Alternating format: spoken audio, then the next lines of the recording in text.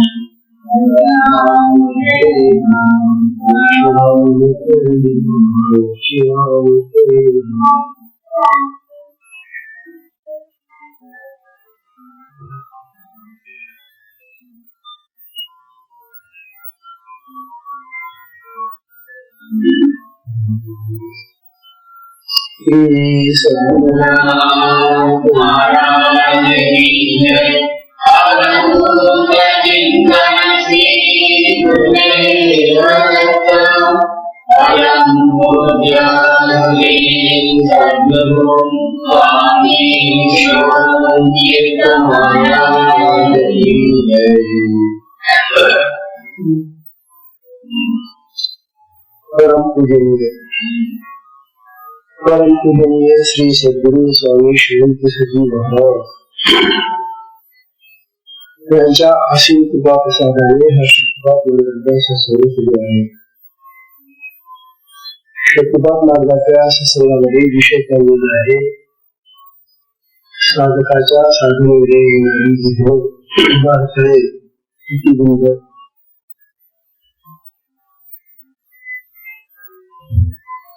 साधक कितीही जरी साधक असला, साधक किती जरी सावध असला तरी त्या साधकाच्या सावधगिरी मधूनही काही गोष्टी अशी विद्यार्थ्याला निर्माण होते.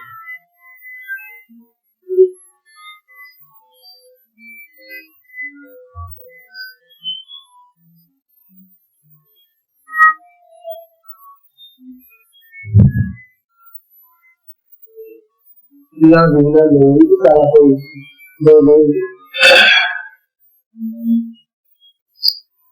अनेक विद्यार्थ्यांसाठी 20च्या वर झालेली होती. ही बाहेरून येणारी जी गुण आहे ती तर सर्वांना समजतात आपल्याला, परंतु आपल्या अंतरंगामध्ये काही गुण नाही. आणि ती विघ्न आपल्याला मोकळत येतात. बघा, ती बाहेरून येणारी विघ्न समजतात, परंतु असंच आपल्या देहामध्ये बसलेली काही विघ्न आहेत, आपल्या साधनेला अडथळा आणणारी, ही विघ्न मात्र आपल्याला कळत नाही. आणि या विघ्नापैकी एक विघ्न काय पाहिलं, ते म्हणजे अहंकार. अहंकार हा फार न शत्रू आपल्या साधनेचा. अहंकाराच्या पैकीच नाना प्रकारचे विकार तयार होतात.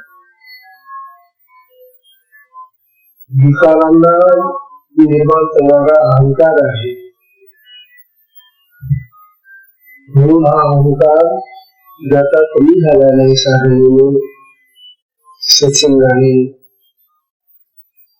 गुरु कृपा बसल्याने, भगवंताच्या प्रियपाठाने, मग त्याचा अहंकार विशेष नाही.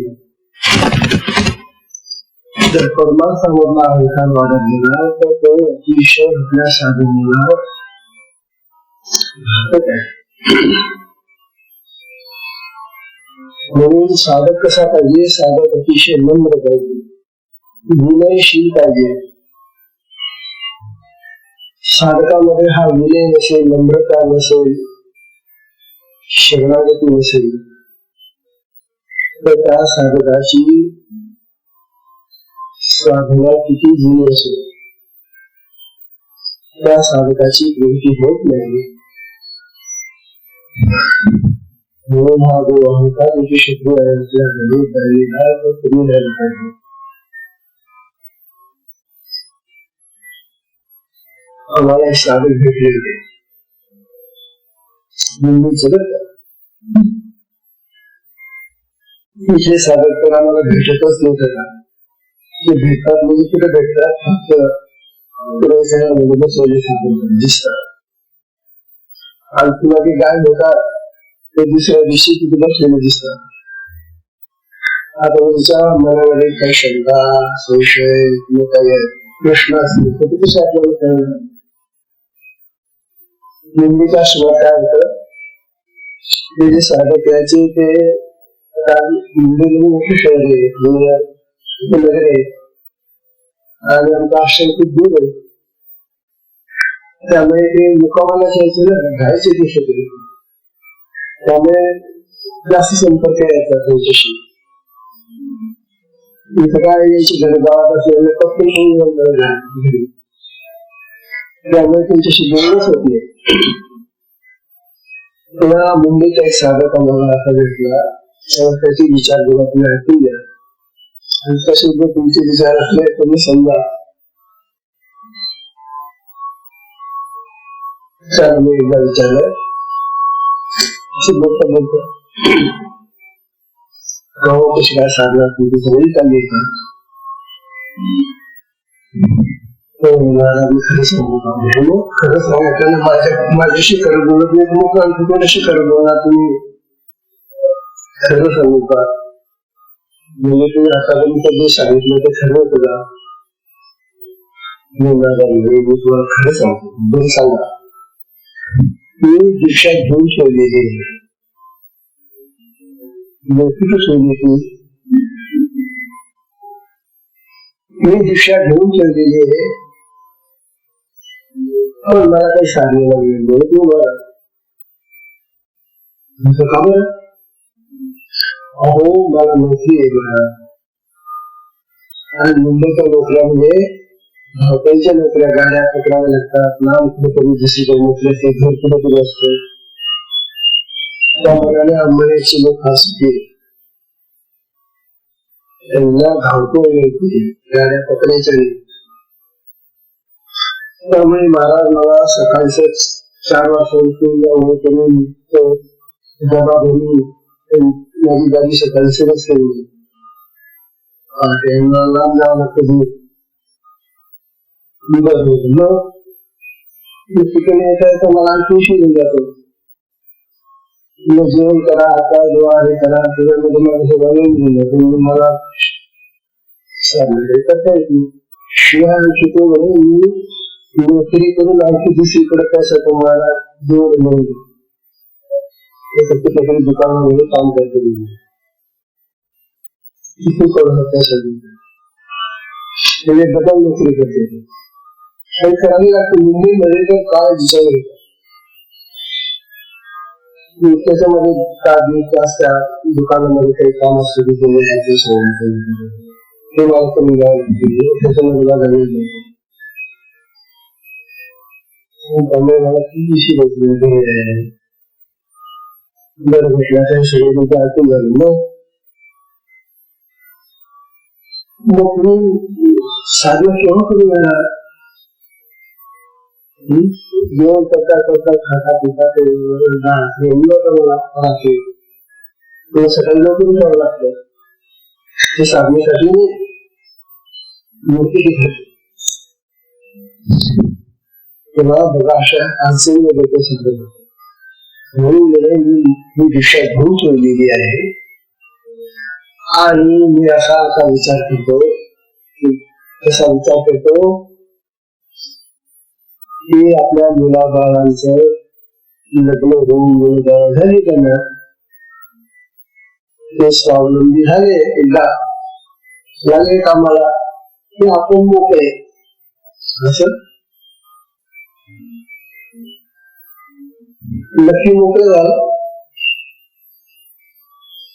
अरे बापरे ते मोकळेपणा ईशाही साधकांमध्ये मोकळे ते तर मोकळे कसे होतील दुसरी मुलं बाळ झाली मुलांना की आपण मोकळे मोकळीची मुलं म्हणजे तशी शाळांमध्ये जाऊन राहिली शाळांमधून जाणाऱ्या त्या मुलांना मोठी होती शिकतील नोकऱ्या लागतील लग्न होतील मुलं बाळ होतील विचारलं तिथे वेळ काय असेल बाबा जे असेल 50-60 मग सामना करायला आता सगळे गेला आपला मुक्त झाला आपण आणि मग आपण सामना करू म्हटलं हा संसार तुमचा संपून घ्यायचा त्यावेळेला मग आपल्या काही संसाराची चिंता नाही असा निश्चिंत संसारामध्ये असलेला हा माणूस तो संसार कधीही न संपणारा कसा संपेल संसार करणारा संपून जातो पण संसार संपत नाही.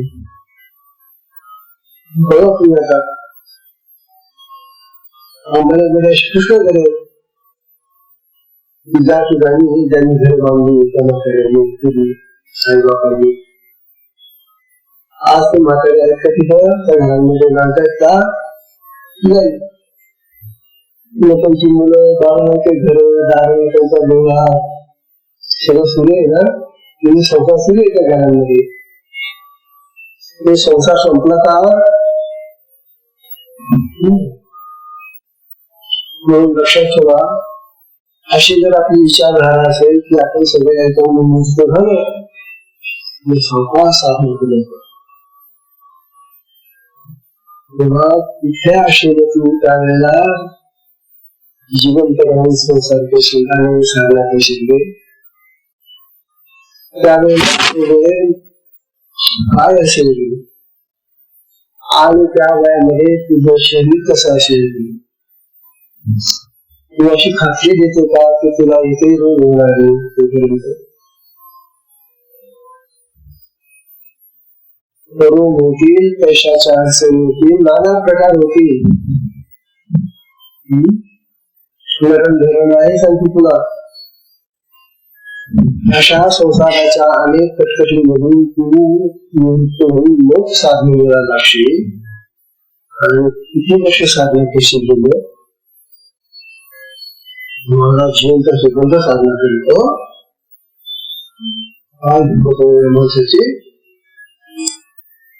जिवंत असेल तर साधना करेल मग धन्य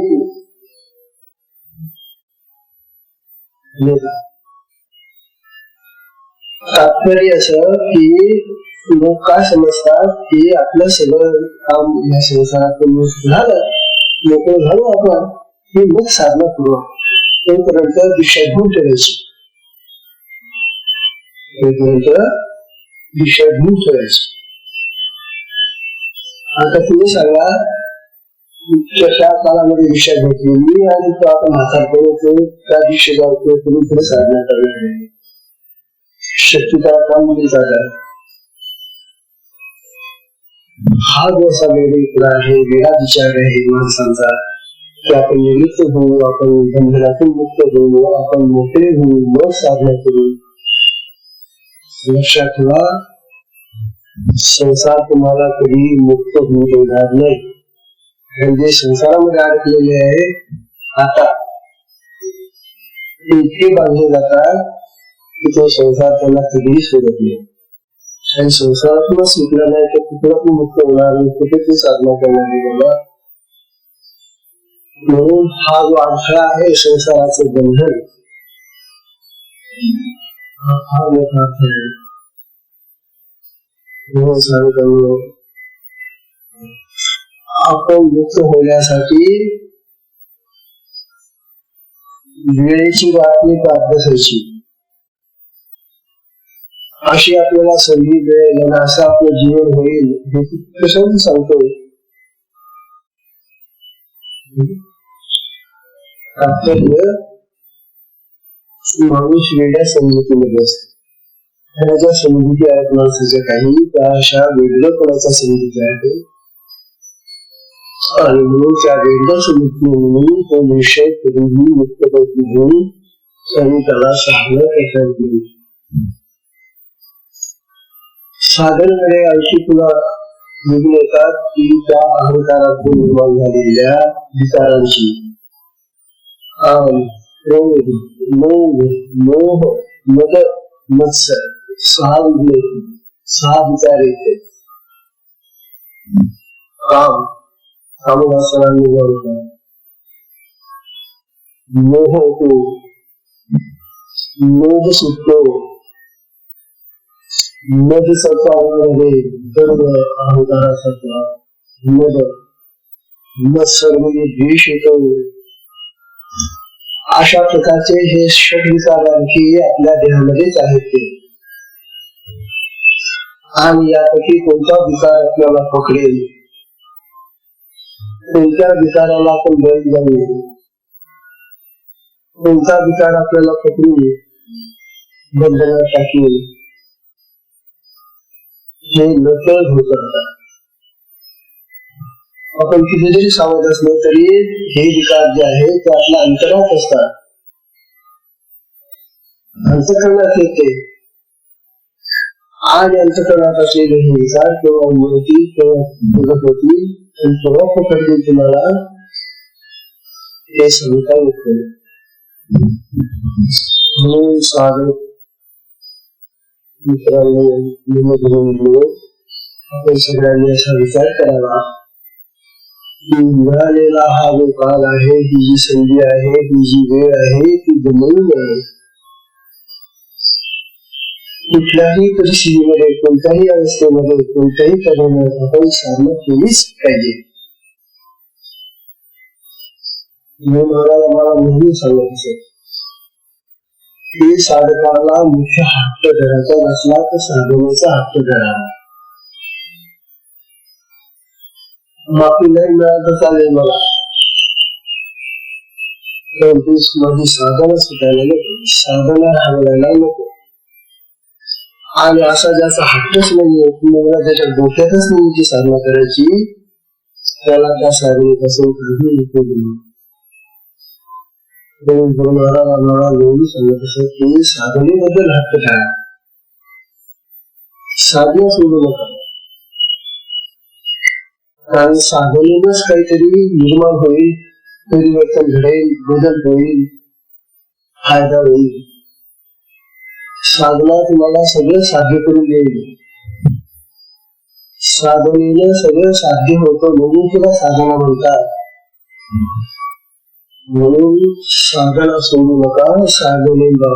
साधनेच्या बाबतीमध्ये हलगर्जीपणा करू नका, टाळाटाळ करू नका, आळस धरू नका. असा हा उद्देश गुरु महाराजांचा आम्ही मनामध्ये घेऊन साधना करत आलेलो आहोत.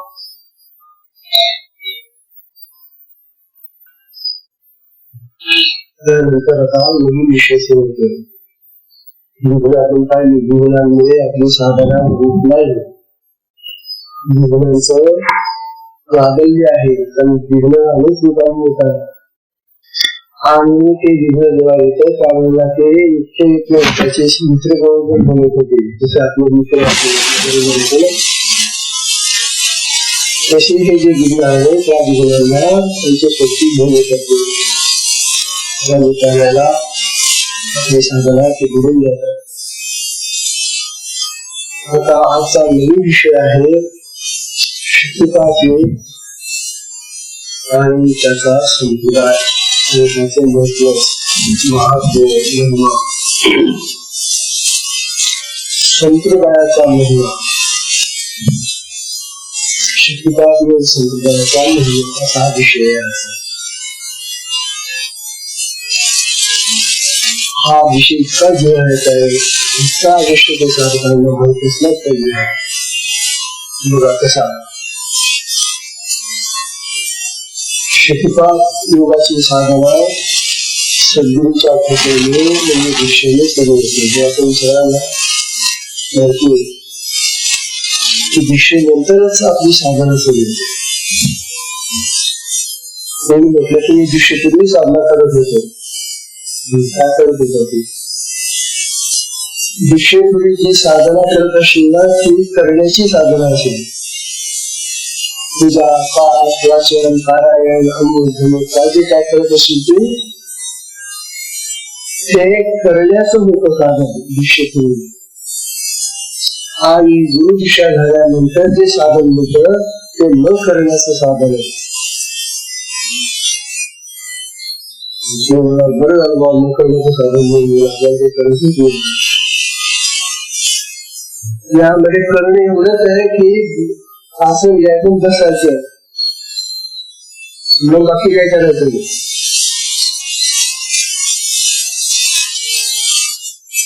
न करणं म्हणजे साधनेला बसल्यानंतर काही करायचं नाही, पण बसावं तर लागेल ना.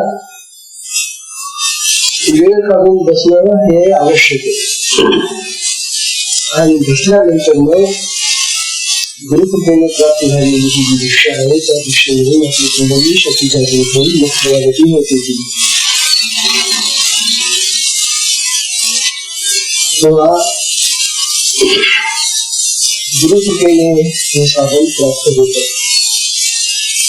तर पूर्वीचं जे साधन आम्ही काय केलं असेल ते सगळं साधन करण्याचं साधन होतं. आमच्या अहंकाराने, आमच्या अहंपणाने, आमच्या कर्तृत्वाने केलेलं आहे.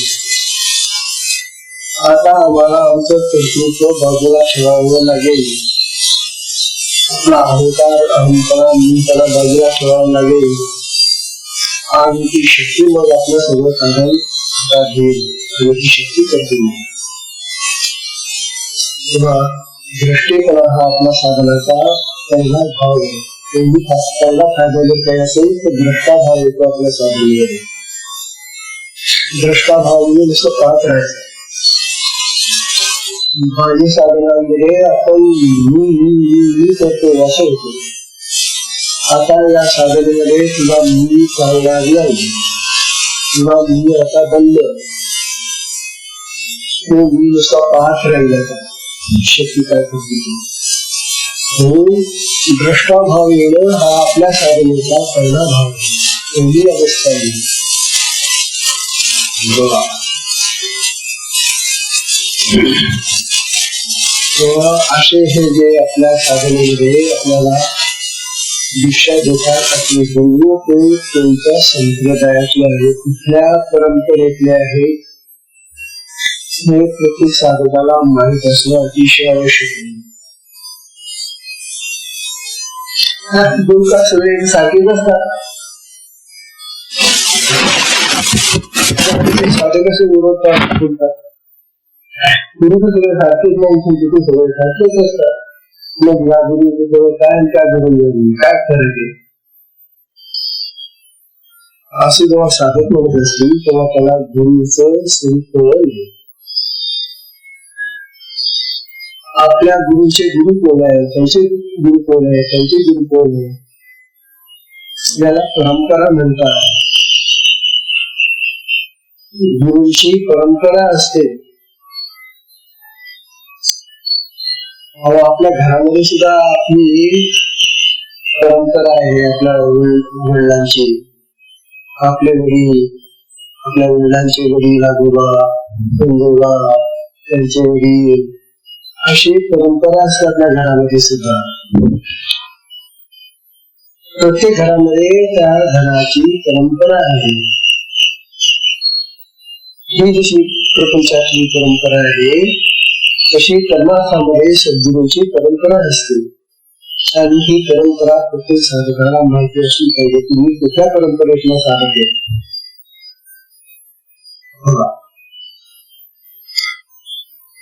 प्रपंचामध्ये असणारा एखादा गृहस्थ आपल्या घराण्याचा कुळगोत्राचा जाणकार असतो. त्याला माहिती असतो की माझे वडील कोण आहे, त्यांचं कुळ काय आहे, त्यांची कुळदेवता काय आहे, त्यांच्या प्रथा काय चालत आलेल्या आहेत. हे जसं त्या घराण्यामध्ये त्या कुळाचा, गोत्राचा, परंपरेचा इतिहास असतो. हा परंपरेचा इतिहास आपल्या देशातच फक्त आपल्या आणि भारतात आहे. भारताचे संप्रदाय हे परदेशी विदेशी जे लोक आहेत परदेशातले, त्यांच्यामध्ये हे संप्रदाय नाही. त्यांच्या घराण्यामध्ये ते संप्रदाय मानतच नाहीत. आणि म्हणून त्यांच्या घराण्यामध्ये तू जर गेला त्यांच्या घरी तिथे सांगू नाही शकत तुमचं पंजोबा कोण होते. तेव्हा हा जो परंपरेचा इतिहास आहे हा आपल्या भारतातल्या घराण्यांमध्येच आहे. म्हणून एखादा ग्रस्त आपल्या मुलीचं लग्न करायचं विचार करतो त्यावेळेचा असा विचार करत की कुठल्या मुलाशी लग्न होऊन द्यायचं. तो असंच पाहतो की आपल्या घरामध्ये, आपल्या गोत्रामध्ये, आपल्या कुळामधला, आपल्या जातीचा, आपल्या शरीराचा, आपल्या नातेवाईक त्याच्याशी संबंध ठेवायचे. ही आपली प्रथा आहे. मोठी झाली म्हणजे ज्या कोणालाही एका बागाला सगळा माल विकतो मोठी झालेली कोणालाही दोन टाकायची आपल्याकडे हा विचार करून लग्न होतात. आणि म्हणून आपल्या देशामध्ये माणसांमध्ये, स्त्रियांमध्ये जे काही पावित्र्य आहे, पवित्रता आहे ती यामुळे राहिलेली आहे. पाश्चात्यांमध्ये ही पावित्र्याची भावना राहिलेली नाही. त्यांचं जीवन म्हणजे दोन्ही पशुसारखं जीवन झालेले तिथे. पशुला जशी नातेवाईक असतात का, जसं प्राणी असतात कुत्रे, मांजरे, बकरे, म्हशी, घोडे, गधे, यांना नाते असतात का. म्हणून नात्यांचा विचार हा फक्त आपल्या देशातल्या हिंदू समाजामध्ये फार आहे.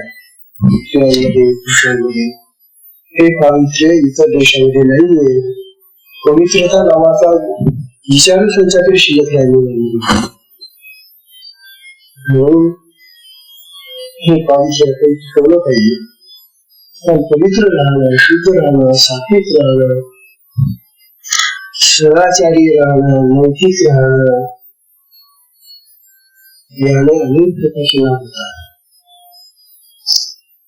तेव्हा आपल्या घराण्याची कुलदेवता, कुळाचार, कुलधर्म, आपल्या पूर्वजांच्या रीतीभाती, त्यांचे नातेसंबंधी यांची माहिती घेऊन आपण त्यांच्याशी नाते सांगण्यास आपल्या मुलीचं लग्न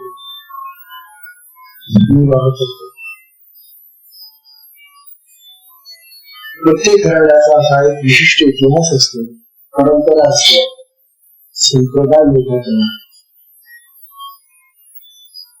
जसं हे आपल्या संसारामध्ये प्रपंचामध्ये अशा परंपरा आहे, तसं परमार्थामध्ये सुद्धा परंपरा आहे. परमार्थाची परंपरा आपल्या गुरुपासून तयार होते. आपल्याला दिशा देणारे आपले जे गुरु आहेत ते गुरु कोणत्या संप्रदायातले आहेत, कोणत्या परंपरेतले आहेत, त्यांचे गुरु कोण, त्यांचे गुरु कोण, त्यांचे गुरु कोण. मूळ संप्रदायाचा महिमा फार मोठा आहे, महत्व फार मोठं आहे आपल्या साधन मार्गामध्ये. बघा, परमार्थातील संप्रदाय वा परंपरा आधी सद्गुरू पासून सुरू होती. आता आपल्या फार वेद काळापासून ते जाता येत नाही किंवा मागच्या युगामध्ये जाता येत नाही. हे जे कलियुग आहे त्या कलियुगाचा विचार आपल्याला करावा लागेल. मागच्या युगामध्ये हा संप्रदाय होता, हे शिकतात मार्गाचे शास्त्र आहे. परंतु मागच्या युगांमधल्या गोष्टी आता आपल्याला आठवणं शक्य आहे.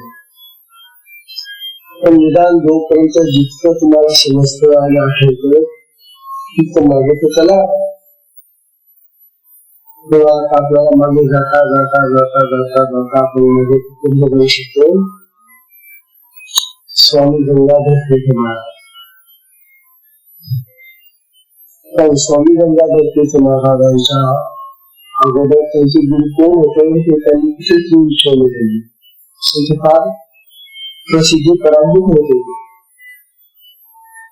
पण कुठेतरी असा उल्लेख आलेला आहे की त्यांचा संबंध गोरक्षनाथांशी आहे. म्हणजे आपला संप्रदाय हा पुन्हा या संप्रदायातून आलेला आहे आणि हा संप्रदाय हा बद्ध संप्रदायातून आलेला आहे. नाथांचे गुरु दत्त किंवा अशा तऱ्हेने दत्त शिव हे दोन आपले आहेत आणि त्यामधून हा संप्रदाय चालत आलेला आहे. आता आपल्या संप्रदायाचा विचार करताना या युगामध्ये गंगाधर महाराज सुरू होते. त्यांनी फक्त एका शिष्याला दीक्षा दिली आणि तो म्हणजे नारायण महाराज. त्यांनी जास्त दीक्षाही कोणाला दिल्या नाही आणि तेही तो नारायण तो काली कृष्णनाथ होता. तो त्यांच्या त्या ब्रह्मचार्याला घेतला आणि नंतर तो घेऊन आपल्याकडे घेऊन त्याची दीक्षा झाली. अन्यथा तो त्याची दीक्षा झाली दिसते. तेव्हा काली कृष्ण श्री नारायण कृष्ण महाराज त्यांचे एकमेव शिष्य झाले. बरे लोक स्वामी शंकर पुरुषोत्तम महाराज या परंपरेत आले. त्यानंतर योगानंद महाराज आले. योगानंदांचे शिष्य विष्णुतीर्थ महाराज आले. विष्णुतीर्थ महाराजांचे शिष्य शिवतीर्थ आले आणि शिवतीर्थांनी मग अनेक संन्यासांना दीक्षा दिलेली आहे आणि गुरुपदावर बसवलेले आहे. असा हा आपला संप्रदाय आहे. तशीच एक शाखा या संप्रदायाची नारायण तीर्थ लोकनाथ तीर्थ. लोकनाथ तीर्थांचे शिष्य गोविंद महाराज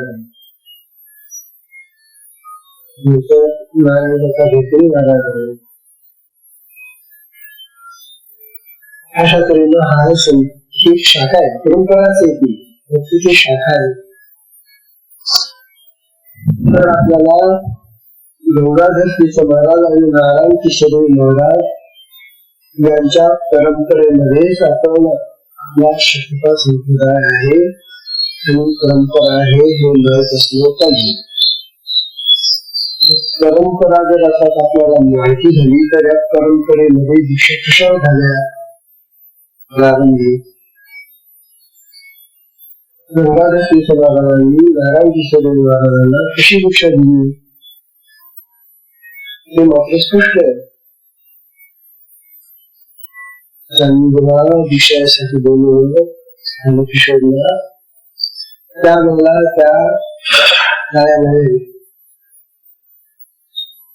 बाजूलाशी राहत होते. त्यांना स्नान करायला आलं, त्याचं मुंडन केलं, क्षण केलं, डोक्याचे केस काढले, स्नान करवलं आणि त्या तळ्याच्या काठी जी काय घालत वगैरे असते ती आणून पूजा केली. आपल्याकडे समोर पूजा होते तशी पूजा केली. नमस्कार केला, आसन घालून बसला आणि नंतर मग मंत्रासह दीक्षा झालेली,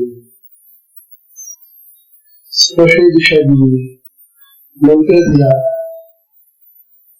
दृष्टिपात दीक्षा झाली. त्याचा संकल्प होता आहे. आता ज्या पद्धतीने गंगाधर तीर्थ महाराजांनी नारायण किशोरी महाराजांना जशी दीक्षा दिली त्याच पद्धतीने दीक्षेचा प्रभाव चालू राहायला पाहिजे ही आपली परंपरा आहे. परंतु आज जर तुम्ही पाहिलं या शक्तिपात महाराजांमध्ये तर अशाने गुरु निर्माण झालेले आपल्या परंपरेशिवाय अन्य परंपरे आणि त्यांचे दीक्षा पद्धतीचे किंवा प्रकार जे आहेत ते भिन्न आहे. ते आपल्या पद्धतीने दीक्षा देत नाही. लोक आता सांगा तुम्ही असे जे अन्य गुरूंचे शिष्य असतील ते आपल्या साधनेमध्ये दिसू शकत नाही. शिवतीचं महाराज फार दक्ष होते. काही बाबा सांगतात की आपल्या परंपरेतला नारायण किशोरी महाराजांच्या परंपरेतला जो कोणी शिष्य असेल साधक असेल त्याला तुम्ही आपल्या साधनेमध्ये दिसू द्या. साधनेमध्ये अन्य मार्गाचा अन्य परंपरेच्या मार्गातला गुरु जर असेल तर त्याला आपल्या साधनेमध्ये दिसून येत. पण त्याची दीक्षा या पद्धतीने झालेली नाहीये आणि या पद्धतीने जर त्याची दीक्षा झालेली नाहीये जरी त्याला क्रिया मिळावत असेल परंतु त्याची दीक्षेचा प्रकारच वेगळा आहे. परंपरा भिन्न झाली, पद्धती भिन्न झाली, आचार भिन्न झाली, म्हणून शक्तीचं जे स्वरूप आहे तेही भिन्न होऊन जाते असं त्यांचं नाव म्हणून त्या लोकांना आपल्या याच्यामध्ये दिसू द्यायचं नाही.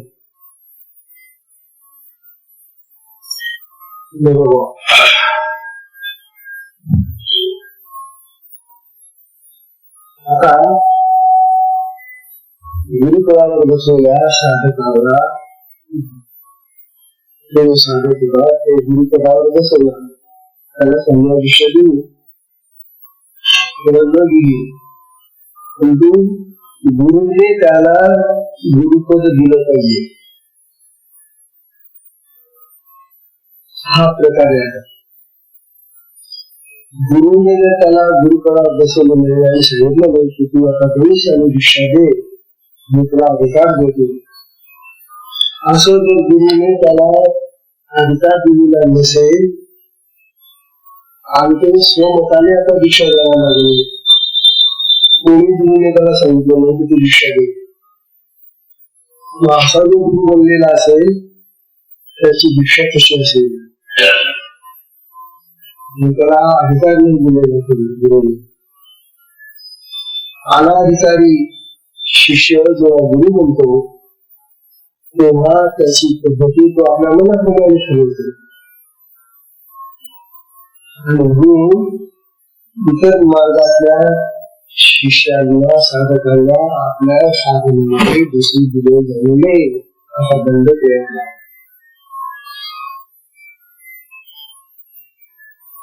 कारण हा जो मार्ग आहे या मार्गाला आता अनेक वेगळ्या प्रकारचे फाटे फुटलेले, अनेक कशा पद्धतीने ते दिशा देतात की तुम्हाला नाही सांगितलंच होतं. ते आमचे मुंबईचे साधक आपल्या मार्गातले आपल्यापर्यंत होते, परंतु त्यांना कोणी अधिकार दिले नाही, दिलपत दिले नाही. ते स्वतःच गुरु होऊन बसले. मी गुरु आहे आणि त्या आजूबाजूच्या त्यांच्या मंडळी मिळून लोकांना गंगायचे, बघायला गंगायचे. पुढे बसून गुरु महाराजांच्या फोटो आपल्या मागे बोल बसायचे आणि सांगायचे कसा आता तुम्हाला गुरु महाराज दीक्षा देतील. गुरु महाराज फोटो गुरु महाराज त्याला दीक्षा देतील साधकांना. हा जो वेळेपणा प्रकार चाललेला आहे, हा पैसे कमवण्याचा, नाव कमवण्यासाठी चाललेला प्रकार आहे. आणि तुला करायचं काय आहे, म्हणून त्या सांगत राहा गुरुच्या सद्गुणापासून.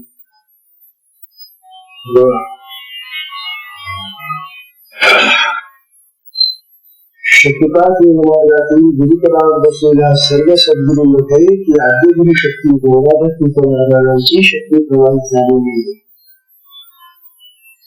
लक्षात ठेवा, आता आपल्या साधनेमध्ये आपल्याला जी शक्ती मिळाल्याची गंभीर शक्ती मिळते ही आद्य गुरु आपले जे गंगाधर महाराज आहेत त्याच्यापासून ती प्रवाहित होत आहे. गंगा जशी वाहत आलेली आहे ना, ही शक्ती गंगा कुठून वाहत आलेली आहे आपल्यामध्ये.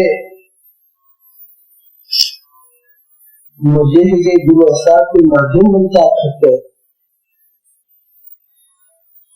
जशी गंगा हिमालयातून वाहते येते, तिचा प्रवाह वाहत आहे, तिला अनेक मिळतात, अनेक लोकांच्या पाण्याचा समोर जातो. परंतु मूळ गंगा जी आहे, मूळ प्रवाह आहे, तो सतत सारखा वाहत असतो. तशी शक्तिपात मार्गाची शक्तिपाताची शक्ती गंगा ही गंगाधर समारापासून वाहत आलेली आहे आणि तीच आपल्या प्रत्येकाच्या अंतःकरणामध्ये आता प्रत्येकाला प्राप्त झालेली आहे असं समजायचं.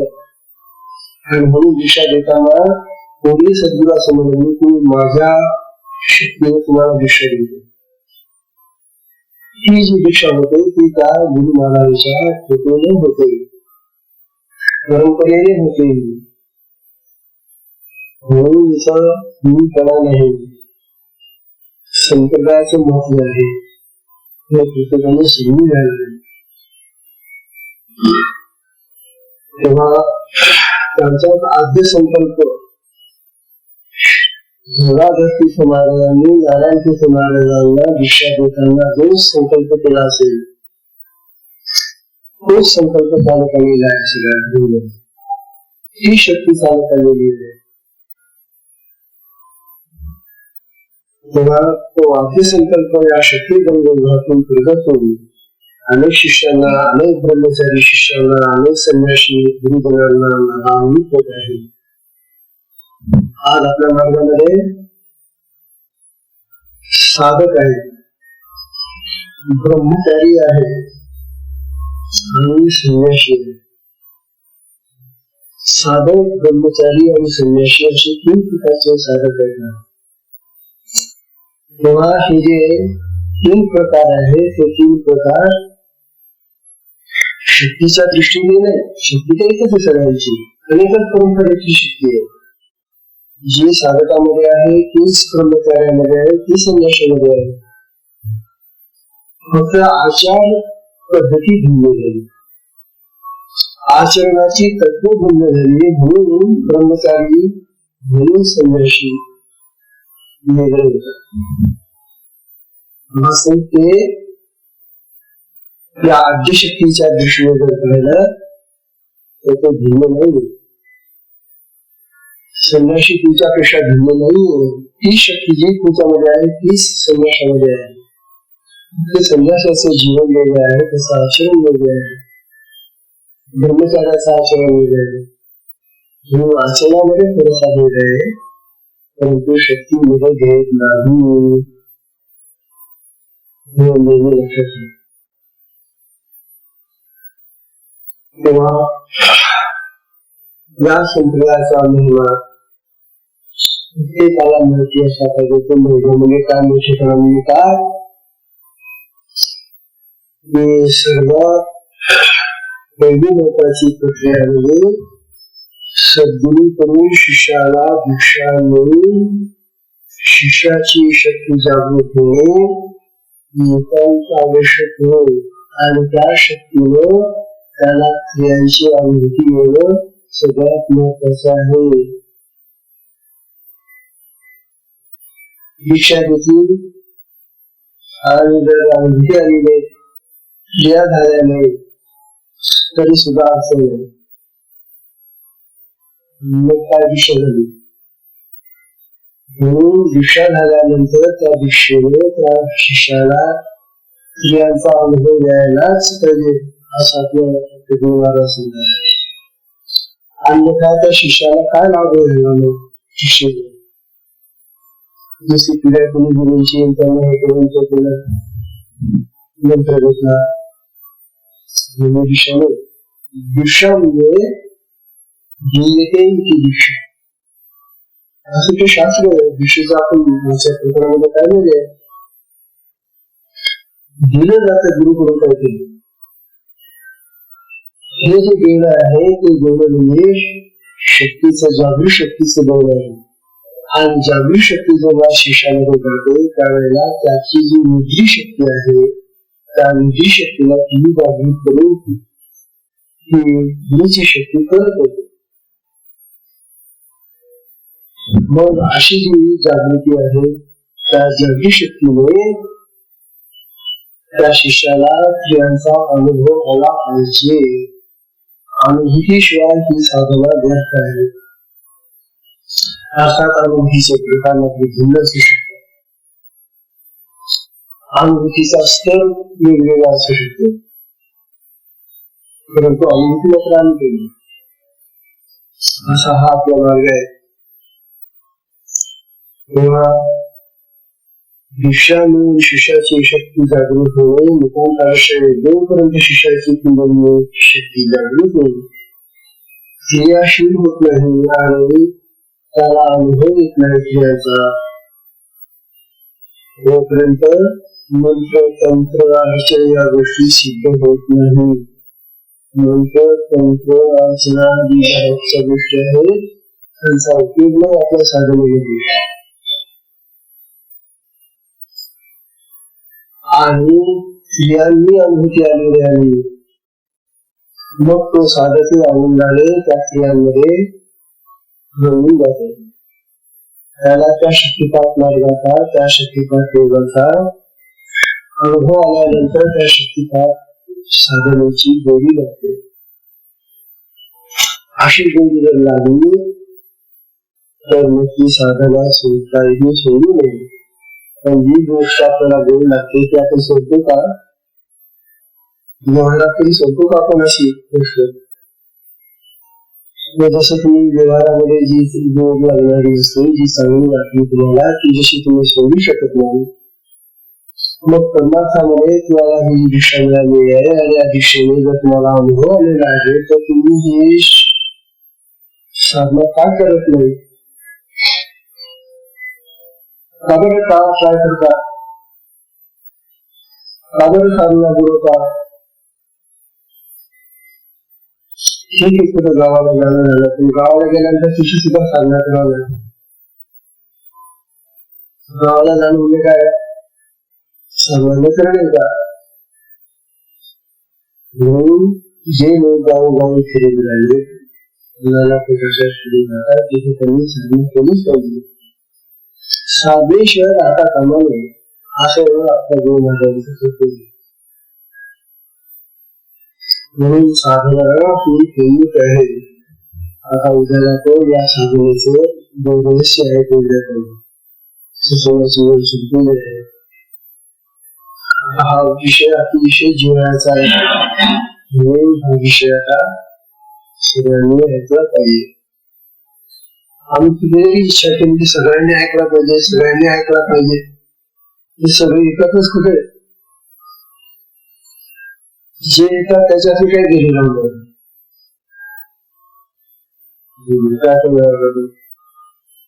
त्या मुंबई सारखंच निघायला मला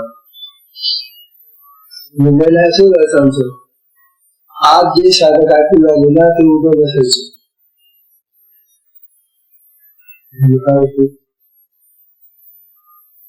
तो विषय कसा त्यांना पूर्णपणे समजेल म्हणून शक्यतो घरातले काम धाम वगैरे हा विषय ऐकला पाहिजे. ऐकल्याशिवाय तर कळणार दिलं हो तसं आपोआप कानाबाई शिरी करते ऐकावं तर लागेलच ना. आजच्या सत्संगाची वेळ संपली आहे. सत्संगाला विश्रांती देऊया.